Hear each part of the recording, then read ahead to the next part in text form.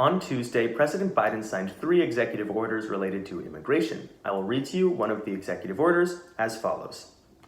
Executive Order on the Establishment of Interagency Task Force on the Reunification of Families.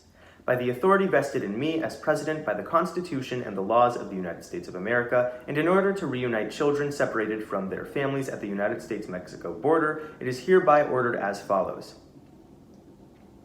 Section 1. Policy. It is the policy of my administration to respect and value the integrity of families seeking to enter the United States. My administration condemns the human tragedy that occurred when our immigration laws were used to intentionally separate children from their parents or legal guardians, families, including through the use of the zero-tolerance policy. My administration will protect family unity and ensure that children entering the United States are not separated from their families, except in the most extreme circumstances where a separation is clearly necessary for the safety and well-being of the child or is required by law. Section 2. Establishment. There is hereby established an Interagency Task Force on the Reunification of Families, Task Force. Section 3. Membership. A. The task force shall include the following members of their designees. 1. The Secretary of Homeland Security, who shall serve as chair. 2. The Secretary of State, who shall serve as a vice chair.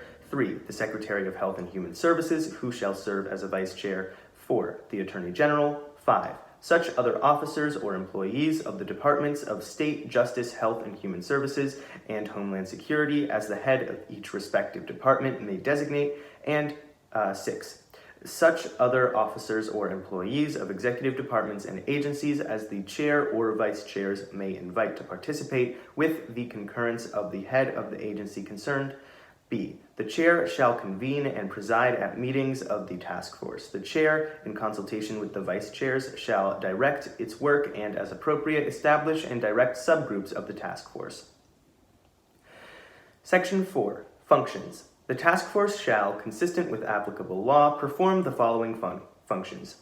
A. Identify all children who were separated from their families at the United States-Mexico border between January 20th, 2017 and January 20th, 2021 in connection with the operation of the zero-tolerance policy. B. To the greatest extent possible, facilitating and enabling the reunification of each of the identified children with their families by 1. Providing recommendations to heads of agencies concerning the exercise of any agency authorities necessary to reunite the children with their families, including A. Recommendations regarding the possible exercise of parole under Section 212D5A of the Immigration and Nationality Act of 1952, or the issuance of visas or other immigration benefits as appropriate and consistent with applicable law. B. Recommendations regarding the provisions of additional services and support to the children and their families, including trauma and mental health services. And C. Recommendations regarding reunification of any additional family members of the children who were separated, such as siblings, where there is a compelling humanitarian interest to do so. 2.